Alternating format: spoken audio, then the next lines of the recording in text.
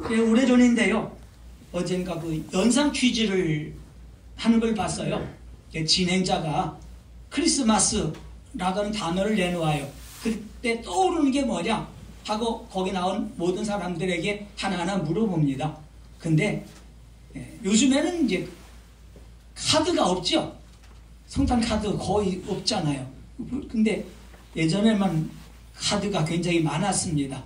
우리 청년 때는요, 교회에서 카드를 만들어서 팔았어요. 두루유 떡기 한다고.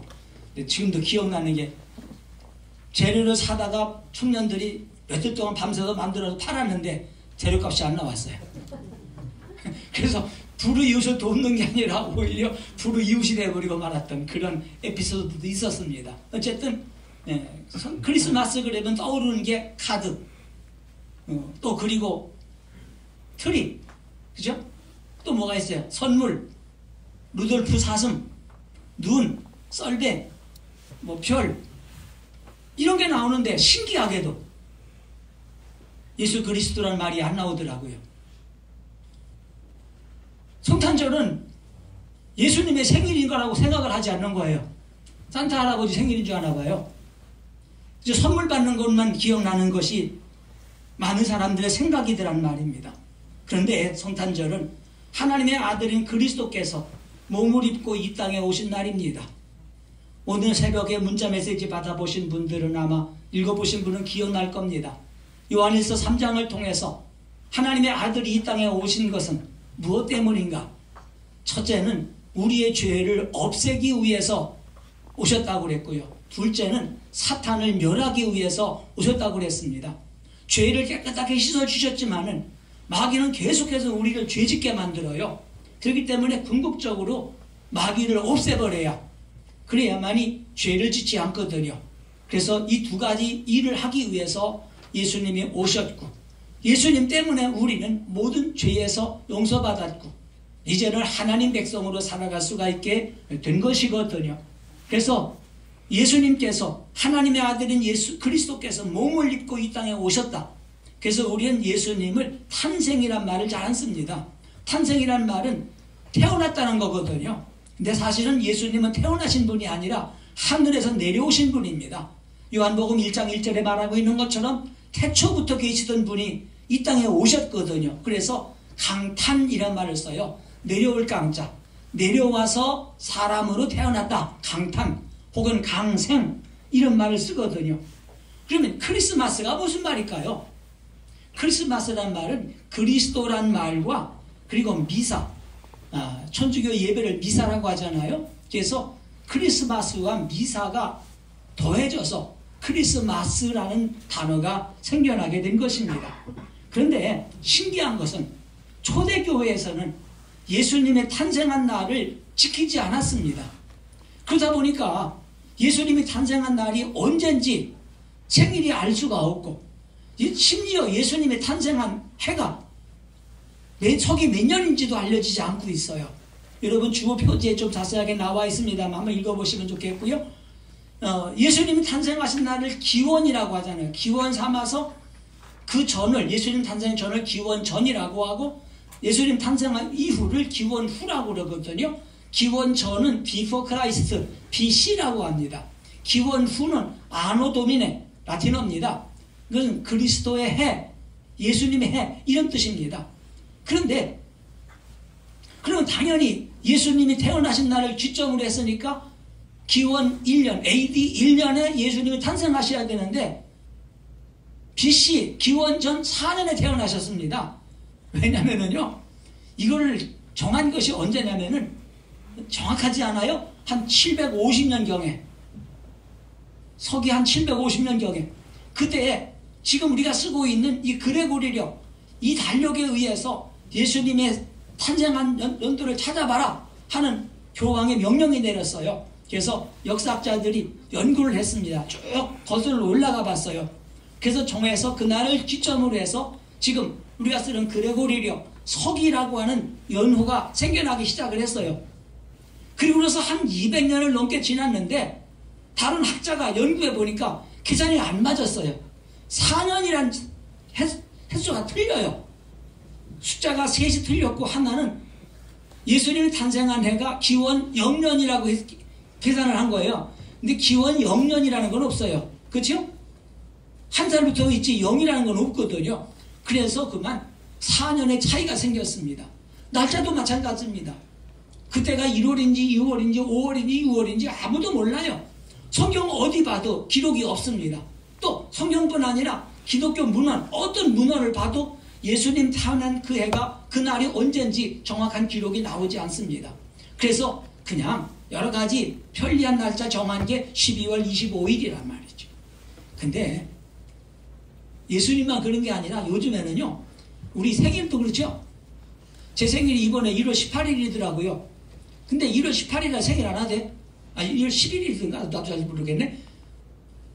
언제 하냐면은요, 그냥 그날 가까운 주일이나 토요일 날, 이제 우리 식구들이 다, 형제, 자녀들이 다 모일 수 있는 그날이 이 평일에는 어렵단 말이죠.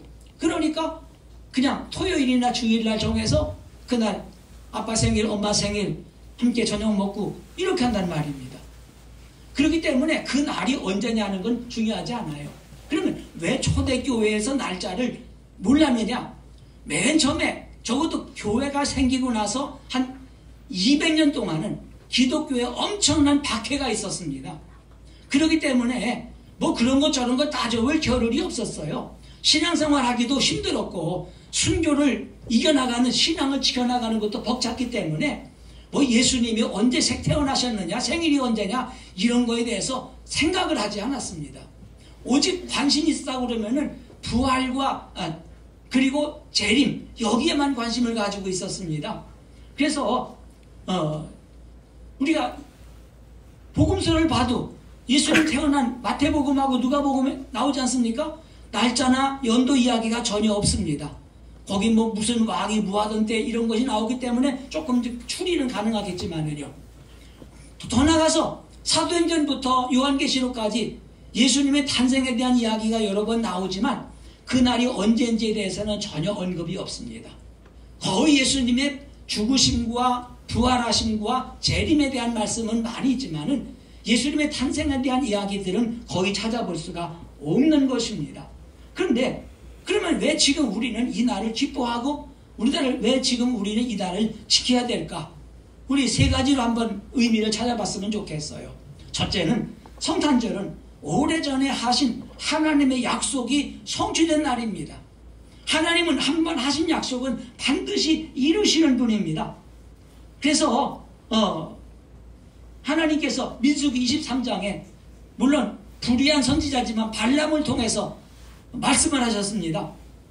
하나님은 사람이 아니시니 거짓말을 하지 않으시고 인생이 아니시니 후회가 없으시도다. 어찌 금하신 바를 행하지 않으시며 하신 말씀을 실행하지 않으시랴. 하나님께서 한 번 하신 말씀은 손해가 가더라도 그 약속을 지키시는 분입니다. 그렇기 때문에 하나님께서 약속하셨습니다. 그것이 뭘까요? 창세기 3장에 보면은 아담과 하와가 금단의 열매는 선악과를 따먹잖아요. 그때에 하나님께서 그들과 약속을 합니다. 내가 너로 여자와 원수가 되게 하고. 그래서 뱀이, 남자가 뱀을 무서워해요? 여자가 뱀을 무서워해요? 여자가 무서워하죠? 남자는 뱀 보면 잡아먹잖아요. 근데 여자들은 뱀 보면 무서워해요. 뱀과 여자는 서로 사이가 안 좋아요. 안 좋아요. 네 후손도 여자의 후손과 원수가 되게 하리니 여자의 후손이 네 머리를 상하게 할 것이요. 여자의 후손이 누굴까요? 예수님이지요. 모든 사람은 남자의 혈통을 태어나잖아요. 남자의 후손입니다. 근데 예수님은 태어날 때에 요셉의 가문이 아니지 않습니까? 결혼하기 전에 태어났으니까요. 그래서 예수님은 여자의 후손입니다. 그래서 창세기 3장에서 이미 여자의 후손에서 메시아가 나와 사탄의 머리를 상하게 할 것이라는 예언을 하고 있습니다. 이것은 메시아를 보내주셔서 그 메시아가 마귀를 물리칠 거라는 약속이지요. 창세기 3장에서 이미 약속을 하신 겁니다. 그런데 수백 수천 년, 아니 그 이상이 지나도 약속이 이루어지지 않습니다. 역사가 점점 깊어가는 어둠 속에 하나님의 약속이 과연 이루어질 것인가, 이런 실망, 이런 좌절을 바라보고 있었습니다. 그리고 더 이상 못 기다리겠다 포기하고 있을 때였습니다. 조그마한 동네인 베들레헴에서 아기의 울음소리가 들려왔습니다. 이 아기의 울음소리는 하나님의 약속이 이루어진다는 것을 알리는 울음소리였습니다. 왜냐하면 그 베들레헴이라는 곳도 구약성경 미가 5장에서 이미 약속을 하신 것이기 때문에요. 베들레헴 에브라다야, 너는 유다 족속 중에 작을지라도 이스라엘을 다스릴 자가 네게서 네게로 나올 것이라. 그의 근본은 상고에 오래전에 영원에 있느니라. 이 아기 낳으신 분이 동정녀 마리아였습니다. 이것도 마찬가지 이사야 7장 14절에서 예언하잖아요. 그러므로 주께서 친히 징조를 너희에게 주실 것이라. 보라, 처녀가 잉태하여 아들을 낳을 것이요 그 이름을 임마누엘이라 하리라. 엄청나게 많은, 이거 지금 세 군데 읽어드렸지만은 이 세 군데뿐 아니라 엄청나게 많은 곳에서 하나님의 아들이 이 땅에 올 것이다, 동정녀의 몸에서 나올 거다, 베들레헴에서 나올 거다, 마귀와 싸워 이길 거다, 이런 예언들이 수없이 많이 있는데 그 모든 약속들이 다 이루어진 것입니다. 그러면 예수님이 이 땅에 오시겠다는 약속이 다 이미 이루어졌는데, 요한계시록 22장에 보면은 부활 승천하신 예수님께서 내가 속히 오리라, 다시 오리라고 약속을 했습니다. 그럼 생각을 해보세요. 창세기 3장 15절에서 사탄의 머리를 상하게 할 거라고 약속하셨는데 아직 이 사탄이 머리가 안 상했어요. 이게 지금도 묶여져 있지만 날뛰고 돌아다니면서 사람들을 유혹하고 있거든요. 언제가 없어지느냐? 결국 요한계시록 19장과 20장에 보게 되면은 예수님이 재림하십니다. 백마를 타고 내려오십니다. 하늘 군대가 그 뒤를 따릅니다. 그 입에서는 예리한 검이 나옵니다. 이것으로 만국을 칩니다. 철장으로 다스리면서 진노의 포도주를 밟을 것이라고 말합니다. 땅과 그리고 임금들과 그 군대들이 연합해서 백마를 타고 오시는 예수님을 대적해서 전쟁을 일으키지만 결국 짐승과 함께 거짓 선지자가 잡히고 불과 유황에 타는 불의 못에 던져지는 심판을 받게 됩니다. 나머지들도 백마 탄 자의 입에서 나오는 검으로 죽임을 당하고 모든 새가 그들의 배를 채우게 될 것이라고 요한계시록에서는 예언하고 있습니다. 뱀 마귀 사탄을 잡아서 1000년 동안 결박하여 무저갱에 던져 넣어 잠그고 그 위에 인동해서 1000년이 지나도록 다시는 만국을 미혹하지 못하게 할 거라고 그랬습니다.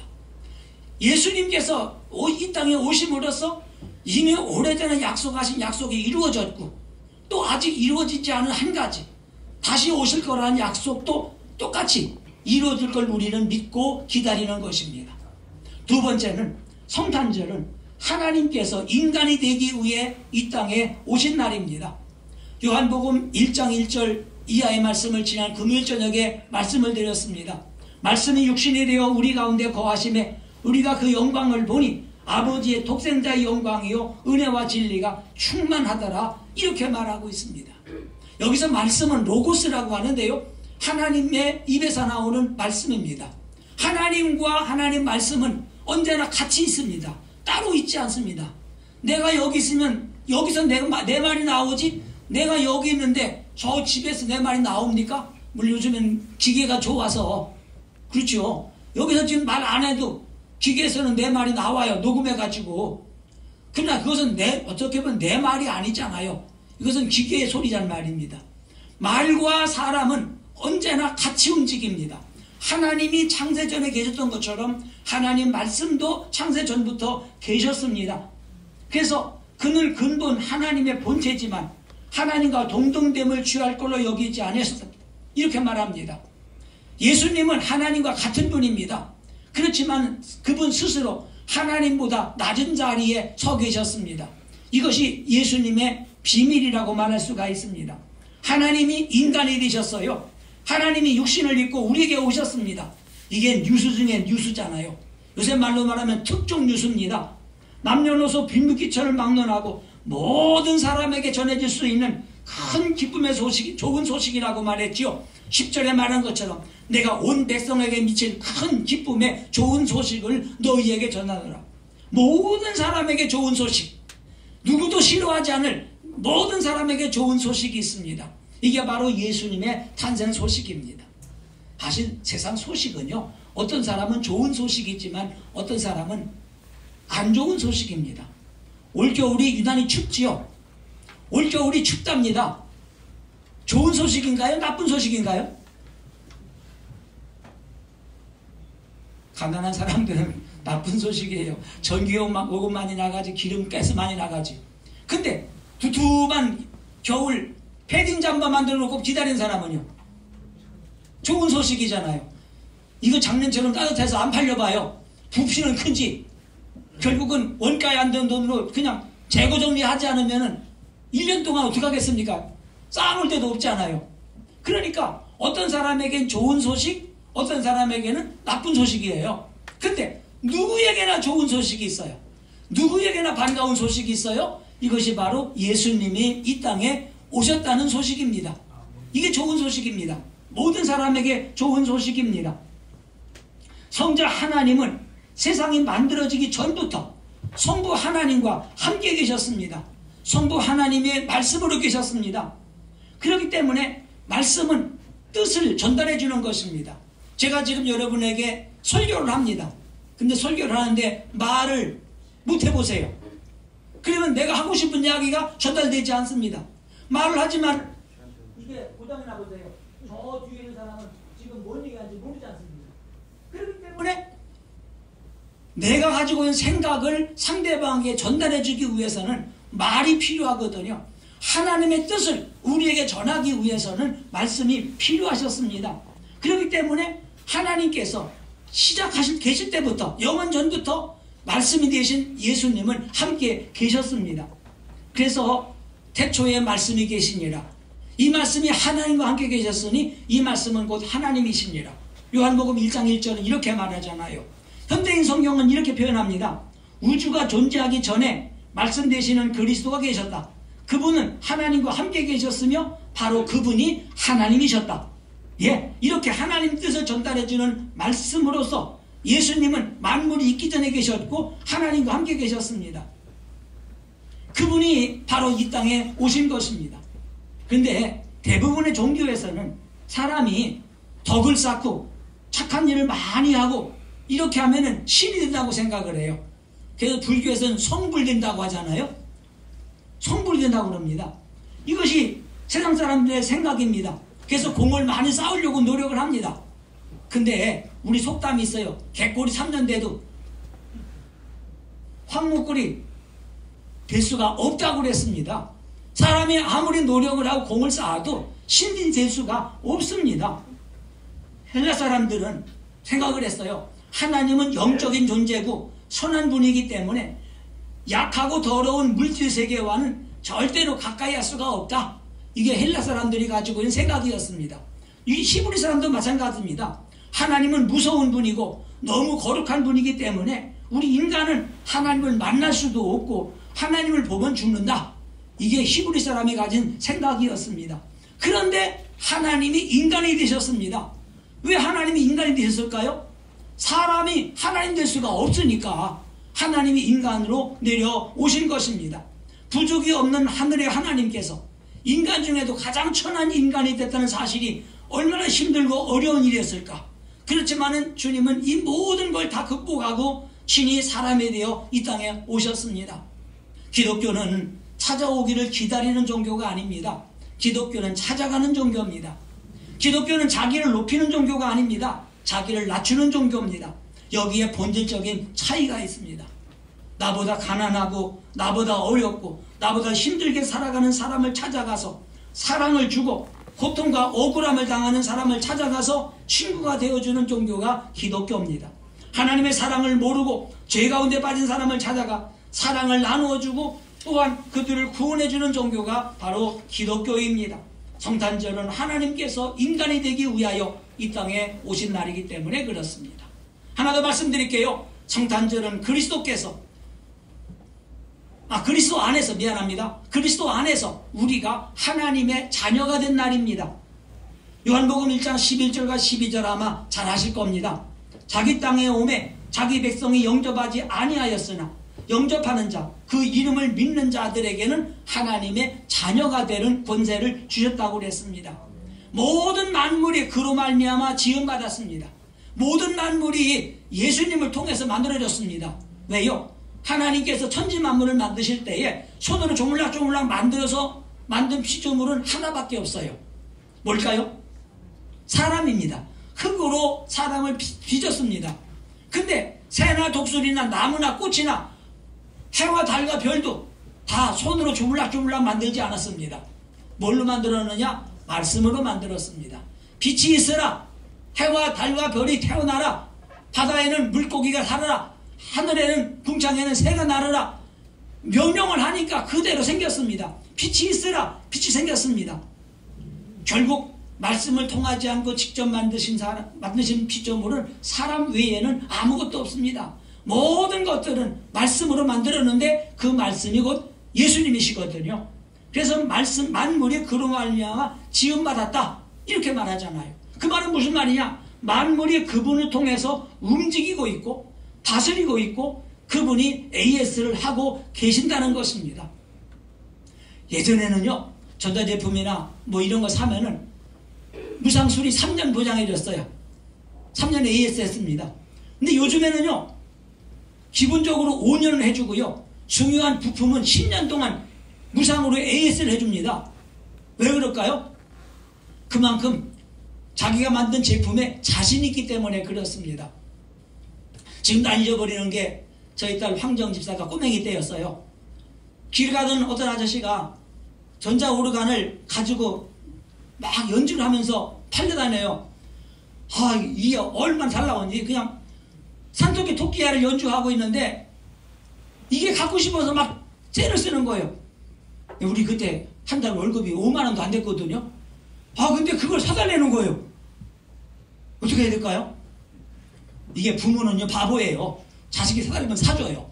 그래서 진짜로 어렵게 사줬습니다. 조금 들었던 걸 해약을 해가지고 사줬어요. 사줬는데 이게 한 3개월쯤 지났더니 삑 소리가 나기 시작하는 거예요. 도레미파 솔라시도 삑! 이러고 나는 거예요. 그래서 이걸 수리를 해야 하잖아요. 거기 보면은 판매한 회사가 있어요.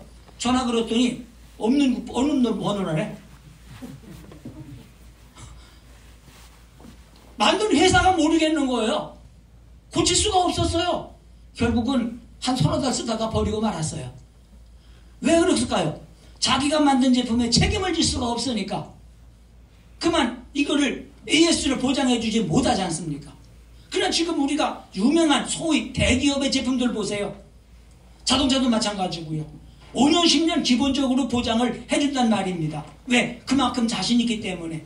근데 하나님께서는 우주 만물을 만드시고 몇 년 동안 AS 해줬어요? 평생이에요. 평생이에요. 시간이 없어서 그 얘기 할 수 있을지 모르겠지만은요, 이 우주 만물은요, 자연적으로 치유되도록 만들었어요. 등산로 산에 올라가면은요, 사람이 다니면 망가져요. 산이 망가지는 것이 거기 사는 토끼가 똥을 싸서 망가지는 게 아니에요. 거기 사는 여우가, 다람쥐가 풀꽃을 꺾기 때문에 망가지는 게 아니에요. 사람이 가면 망가져요. 그때에 어느 믿음이 좋은 장로님이라고 전화 드렸어요. 그분이 성경을 읽다가 발견한 게 뭐냐면은 안식년을 제대로 만들자. 농사를 6년 동안 지었으면 1년 동안 쉬게 하는 것처럼 등산로를 폐쇄하고 안식년을 만들어줬어요. 그래서 5년 동안 등산로를 폐쇄했더니 이게 골짜기가 살아나는 거예요. 누가 살렸을까요? 사람이 안 가니까 거기 살던 여우가 살려놨을까요?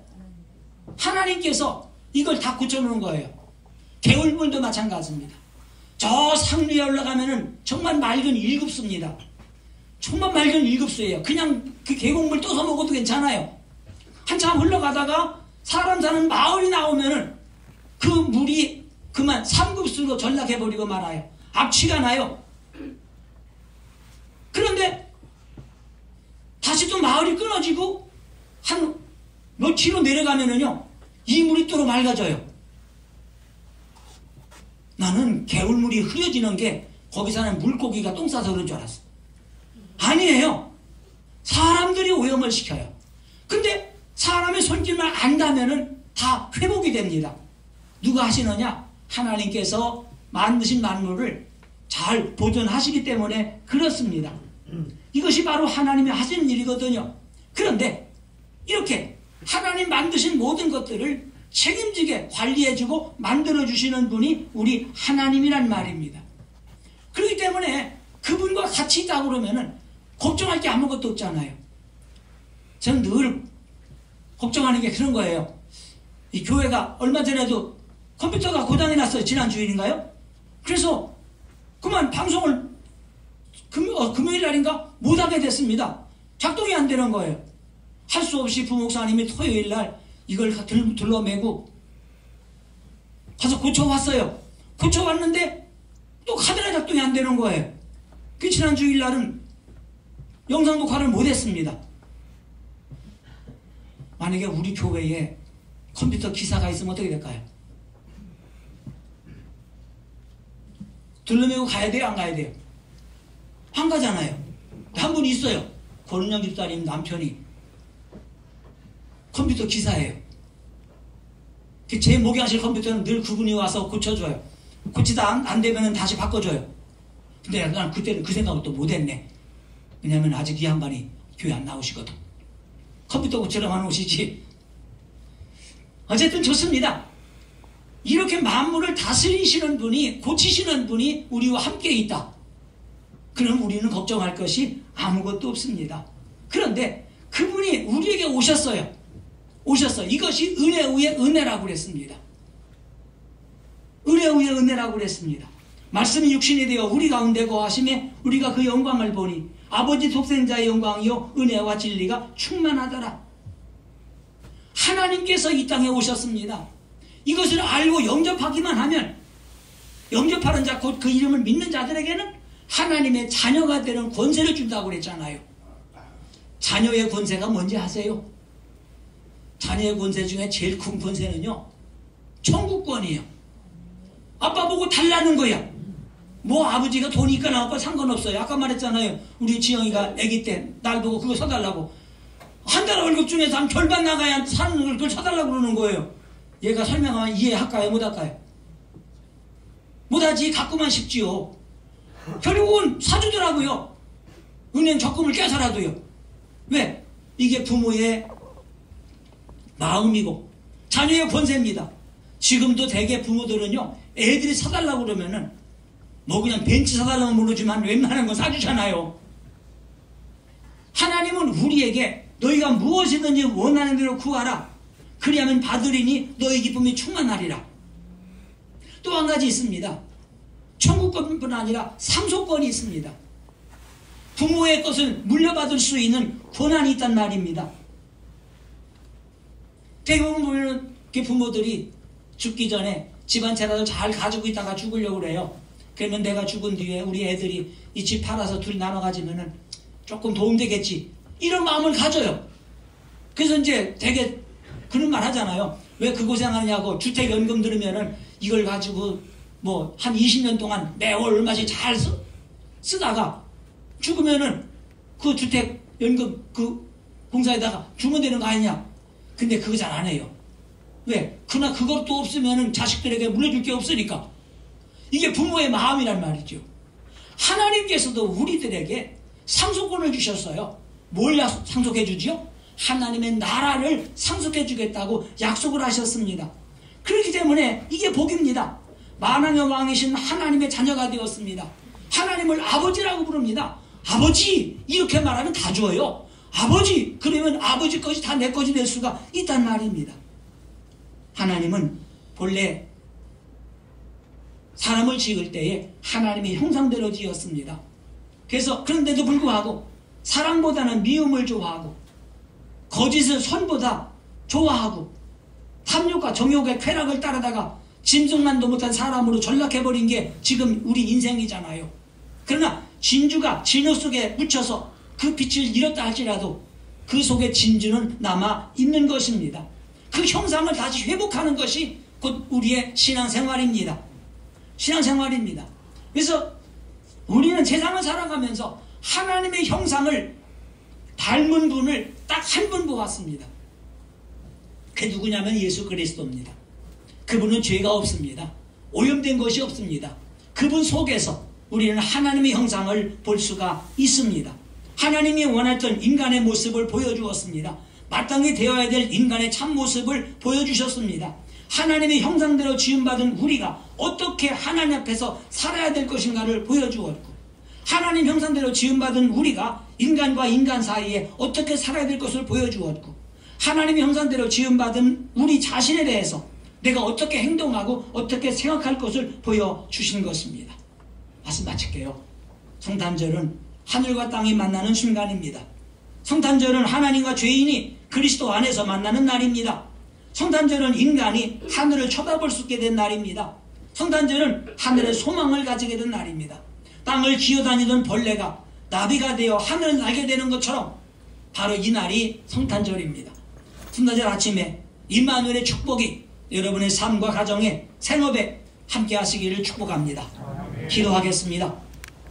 언제나 살아계셔서 우리의 가장 귀한 날들을 기억해 주시고 또 우리에게 가장 소중한 것을 주기를 기뻐하시는 하나님 아버지, 이 뜻깊고 소중한 날 이 아침에 주 앞에 나와 함께 예배를 드립니다. 주님, 저희 예배 가운데 함께 하시고 임마누엘의 진정한 의미를 바로 깨달아 알며 성탄의 의미가 무엇인지를 바로 깨달아 알아서 하나님의 영광을 위해 사임받을 수 있는 저희들 되도록 도와주시옵소서. 예수님의 귀하신 이름으로 기도드립니다. 아멘.